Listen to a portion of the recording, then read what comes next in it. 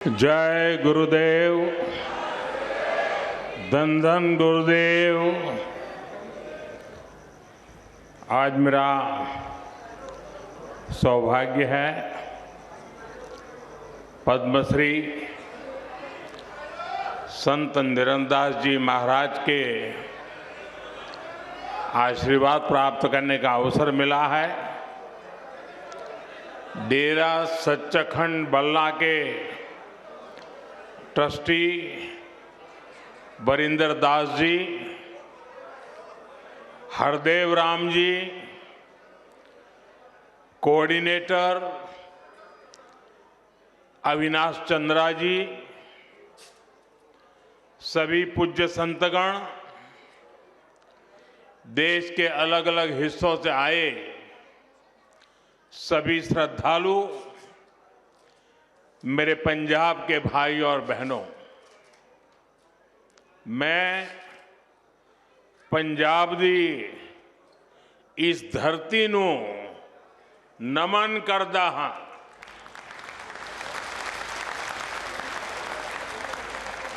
आज माघ पूर्णिमा की पवित्र तिथि है।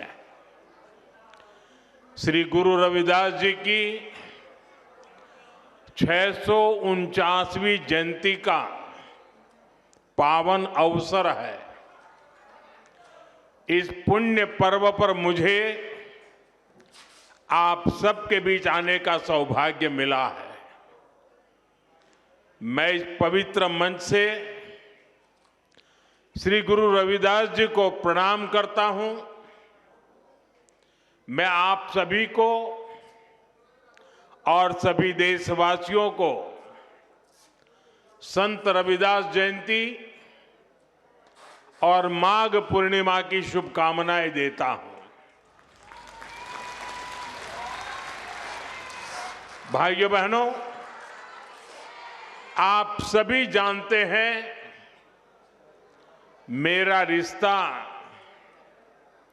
श्री गुरु रविदास जी की जन्मभूमि काशी से है। काशी के लोगों ने मुझे आशीर्वाद दिए और सांसद के रूप में काशी की सेवा करने का भी सौभाग्य मिला। काशी का सिर गोवर्धनपुर करोड़ों अनुयायियों के लिए तीर्थ भूमि है।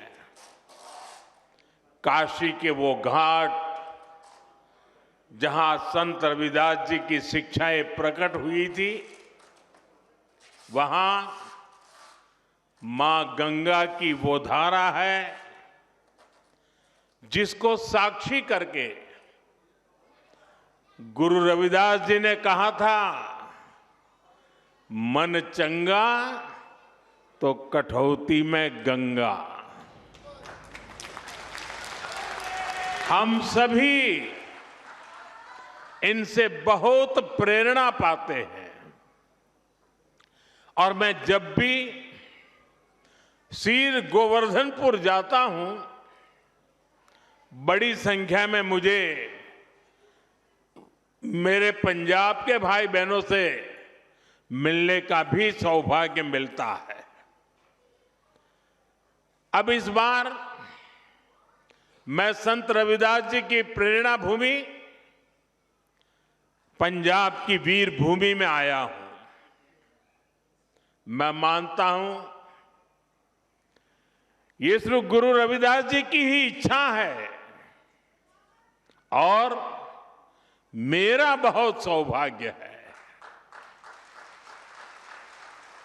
मैं इस आयोजन में मुझे निमंत्रित करने के लिए डेरा सचखंड बल्ला का आभार व्यक्त करता हूं, प्रणाम करते हुए अभिनंदन करता हूं। संत श्री पिपलदास जी, संत श्री सरवनदास जी और इस परंपरा के ऐसे सभी संत जिनके प्रयासों से श्री गुरु रविदास जी के विचार जन जन तक पहुंचे हैं। मैं उन सभी संतों को भी श्रद्धापूर्वक प्रणाम करता हूं। साथियों, समाज सेवा के क्षेत्र में डेरा सचखंड बल्ला के कार्य बहुत सराहनीय रहे हैं। शिक्षा, स्वास्थ्य से जुड़े अनेक कार्य पूज्य संत श्री निरंजन दास जी महाराज के मार्गदर्शन में अविरत हो रहे हैं। उनके नेतृत्व में दुनिया के कई देशों में श्री गुरु रविदास जी के विचारों का प्रसार भी हुआ है। इस योगदान को सम्मान देने के लिए अभी हाल ही में हमारी भाजपा की केंद्र सरकार ने पूज्य संत श्री निरंजन दास जी महाराज को पद्म पुरस्कार से सम्मानित किया है। इस अवसर पर मैं उन्हें आदरपूर्वक नमन करता हूं। उनके सभी अनुयायियों को इस सम्मान के लिए बधाई देता हूं। सभी संतजन इस पवित्र पर्व पर मैं आप सबके बीच एक व्यक्तिगत कृतज्ञता भी व्यक्त करना चाहता हूं। अभी कुछ ही महीने पहले पूज्य संत निरंजन दास जी महाराज और संतों के स्नेह से मेरे जन्मदिन पर डेरा सचखंड बल्ला में अरदास हुई थी। मेरे लिए ये सामान्य बात नहीं है, मेरे जीवन में बहुत विशेष बात है।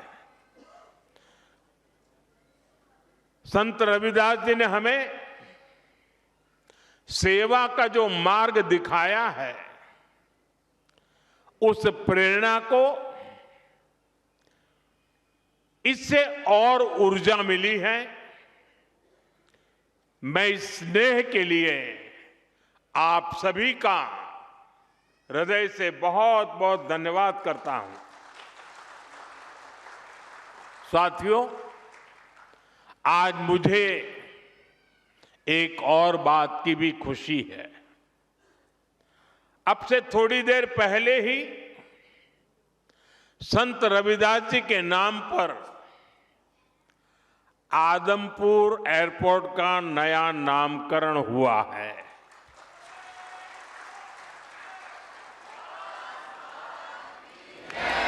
आदमपुर एयरपोर्ट को अब श्री गुरु रविदास जी महाराज जी एयरपोर्ट के नाम से जाना जाएगा।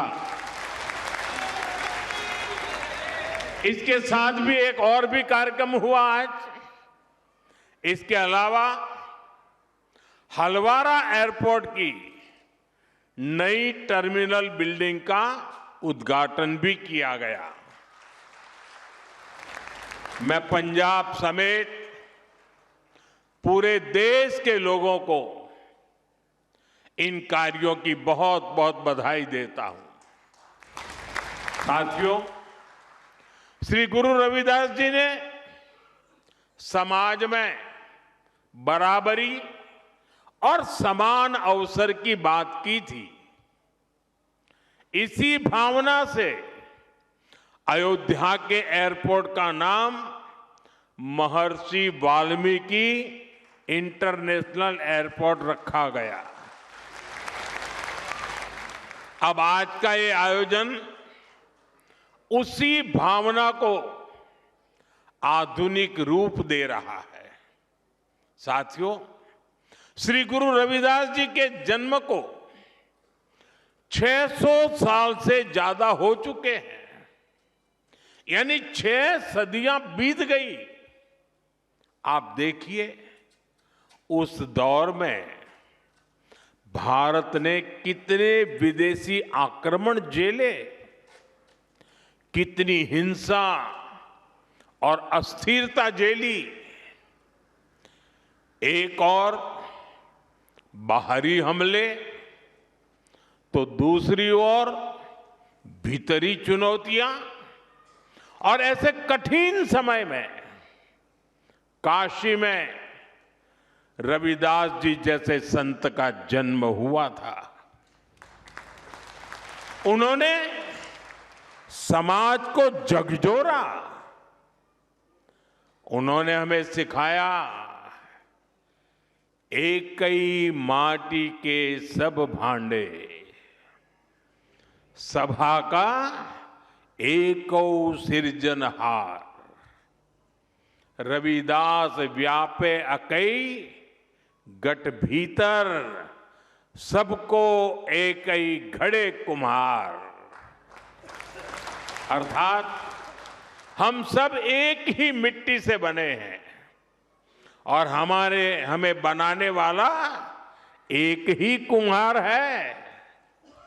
साथियों, श्री गुरु रविदास जी की ऐसी शिक्षाओं से समाज में एक नई चेतना जगी।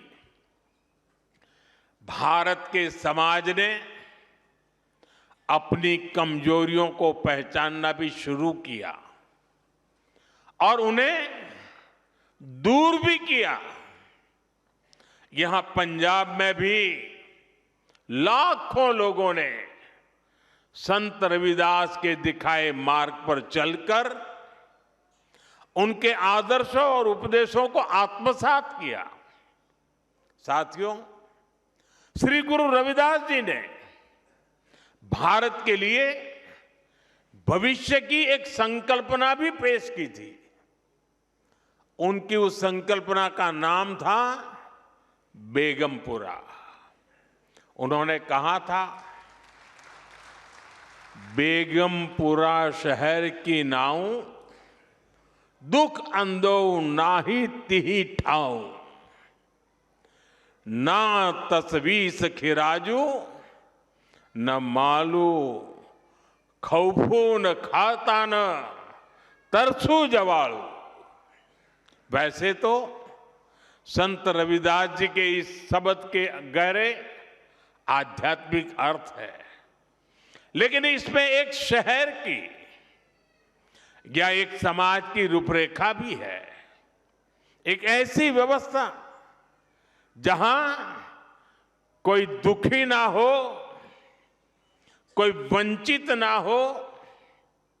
मुझे संतोष है कि आजादी के इतने दशक बाद देश अब मिशन मोड में पूज्य रविदास जी की संकल्पना को साकार करने के लिए काम कर रहा है। इसी मिशन का नाम है विकसित भारत का लक्ष्य। विकसित भारत यानी ऐसा भारत जहां कोई गरीबी में रहने को मजबूर ना हो, एक ऐसा भारत जहां सबके लिए सम्मान हो, सबके लिए संभावनाएं हो। और मुझे विश्वास है, संत रविदास के आशीर्वाद से हम विकसित भारत के लक्ष्य को जरूर पाकर रहेंगे। साथियों, आज सुबह ही संसद में देश का बजट प्रस्तुत किया गया है। ये बजट गरीब, अन्नदाता, युवा शक्ति और नारी शक्ति को और सशक्त करने वाला बजट है। ये बजट गांव को मजबूत करने का बजट है। ये किसान की आय बढ़ाने वाला बजट है। ये आत्मनिर्भर भारत को, मेक इन इंडिया को बढ़ावा देने वाला बजट है। साथियों, बीते वर्षों में हमारी सरकार ने सड़क, पुल, बिजली, पानी, रेल, गरीबों के घर, सिंचाई, ऐसे हर इंफ्रास्ट्रक्चर में अभूतपूर्व निवेश किया है। इस बजट में ऐसे कामों के लिए पहले से भी अधिक यानी 17 लाख करोड़ रुपए का प्रावधान किया गया है। इससे गांव, गरीब, किसान, नौजवान सभी को फायदा होगा। इंफ्रास्ट्रक्चर निर्माण पर लगने वाला हर रुपया रोजगार के अनेक नए अवसर बनाता है। गांव में गरीब का घर बनता है तो मिस्त्री हो, गाड़ी वाले हो, स्थानीय दुकानदार हो, सबको फायदा होता है। गांव की सड़कें अच्छी होगी तो मंडी तक उपज पहुंचाना आसान होगा और इन सब का फायदा यहां आप सभी को मिलेगा।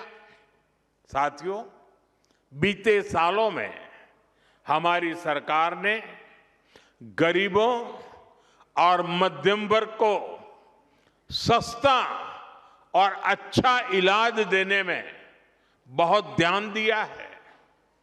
पिछले 11 सालों में बहुत सारी दवाएं सस्ती की गई है। गरीबों को और बुजुर्गों को मुफ्त इलाज की सुविधाएं दी गई है। इस बजट में इसी संवेदनशीलता के साथ और भी महत्वपूर्ण निर्णय लिए गए हैं। कैंसर के इलाज को और सस्ता करने के लिए अनेक कैंसर दवाओं को और सस्ता किया गया है। कई ऐसी और बीमारियां हैं जिनकी दवाएं विदेशों से मंगानी पड़ती हैं। गरीब और मिडिल क्लास के लिए इतनी महंगी दवाएं पहुंच से बाहर होती हैं। ऐसी अनेक दवाओं को भी अब और सस्ता किया गया है। साथियों, इस बजट का बहुत अधिक फोकस जालंधर, लुधियाना, होशियारपुर जैसे देश के अनेक शहरों को विकास का बड़ा केंद्र बनाने पर है। ऐसे शहरों के विकास के लिए बहुत बड़े प्रावधान किए गए हैं। पंजाब तो देश के उन राज्यों में है जहां किसानों के साथ साथ छोटे छोटे उद्योगों की, एमएसएमईज की एक समृद्ध परंपरा है। देश के एमएसएमईज को बीते वर्षों में लाखों करोड़ की मदद दी गई है।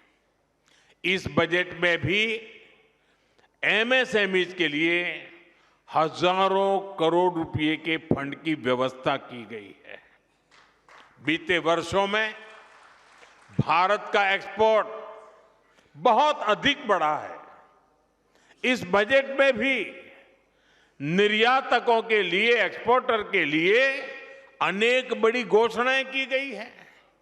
साथियों, भारत अब दुनिया के बड़े कपड़ा और वस्त्र निर्यातकों में से एक बन रहा है।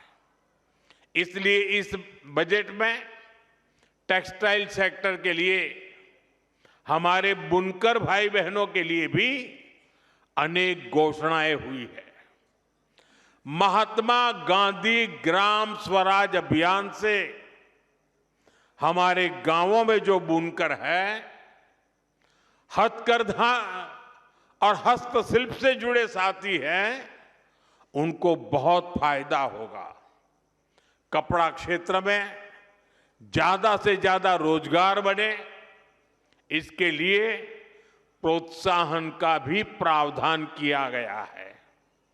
देश में और भी कई मेगा टेक्सटाइल पार्क बनाए जाएंगे।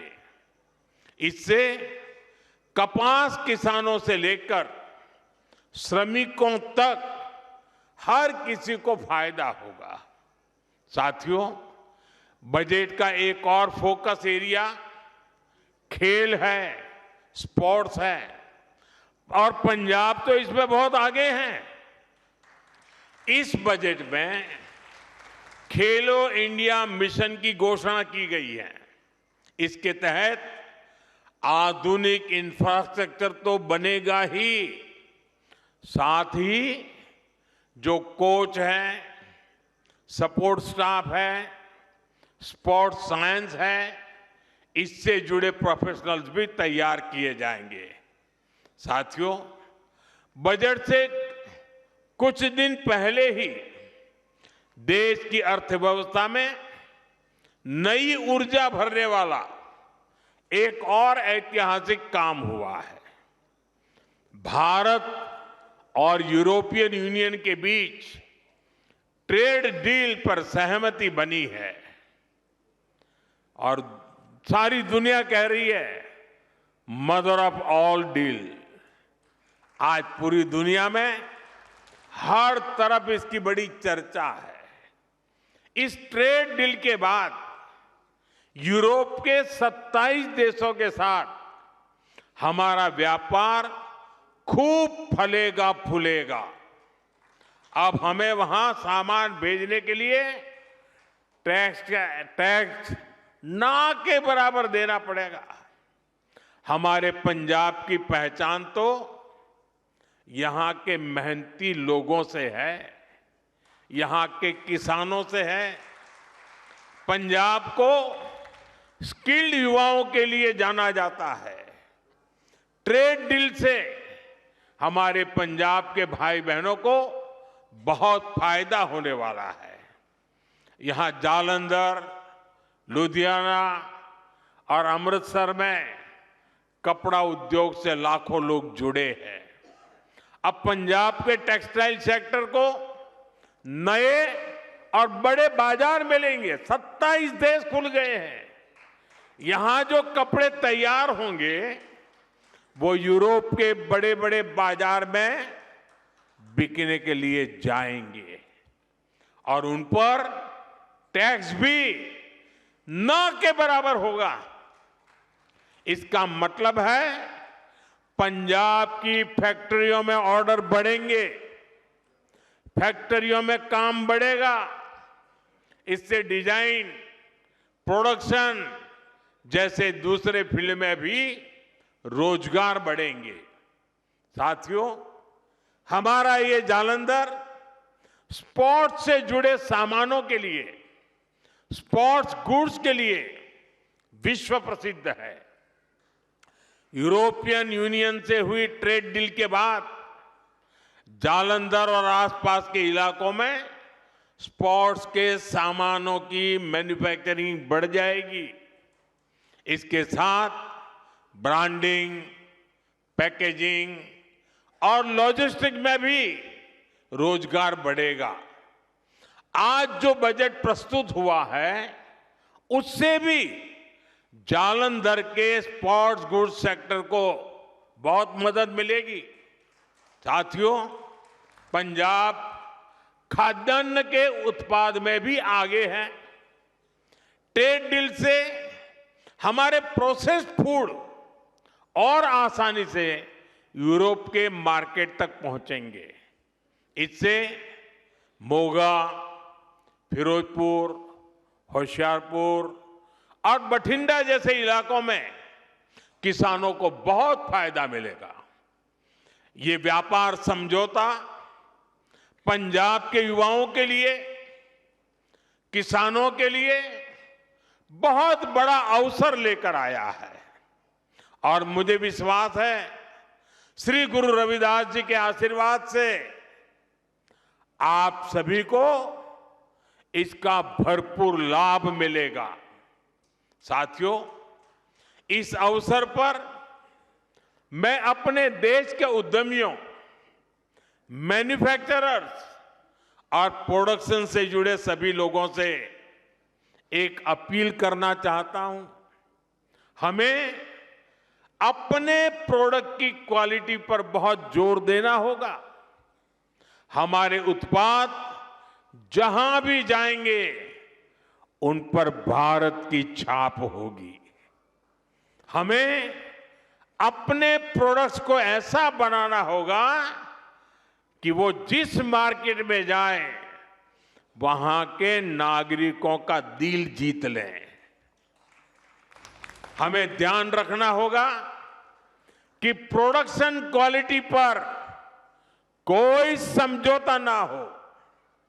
उसकी डिजाइनिंग, पैकेजिंग सबसे बेहतर हो। हमारे प्रोडक्ट वहां के नागरिकों की जरूरत के हिसाब से हो और लोगों को लगे कि अगर ये सामान भारत में बना है तो ये वैल्यू फॉर मनी है। आज ग्लोबल मार्केट में कंपटीशन बहुत ज्यादा है।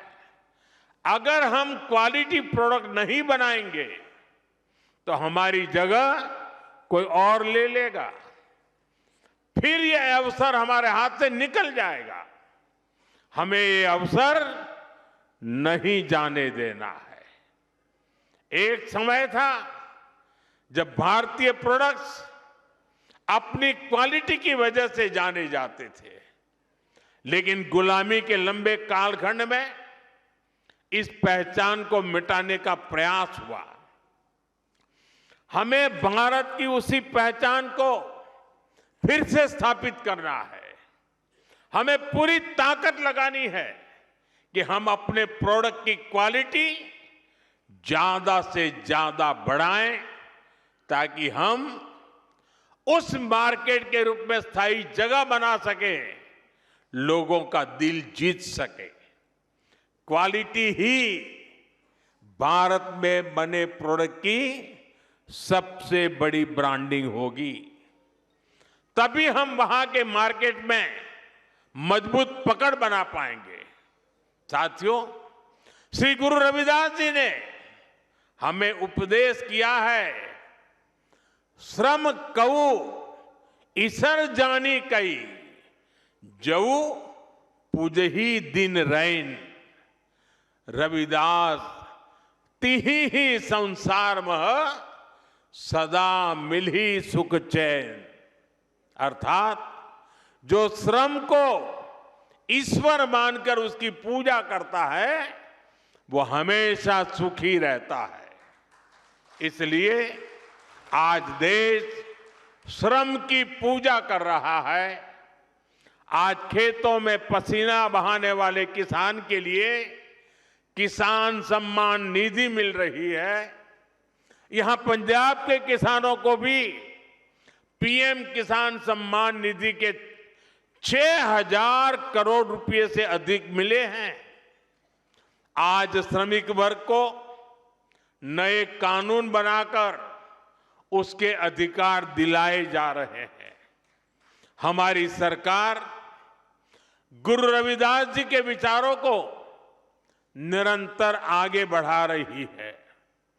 जैसे अब संत रविदास जयंती का राष्ट्रीय स्तर पर आयोजन होने लगा है।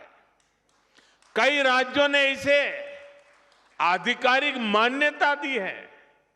उनकी स्मृति से जुड़े स्थलों पर फोकस किया गया है। पिछले कुछ वर्षों में काशी के शीर गोवर्धनपुर में हुए प्रयास इसी दिशा में ठोस कदम है।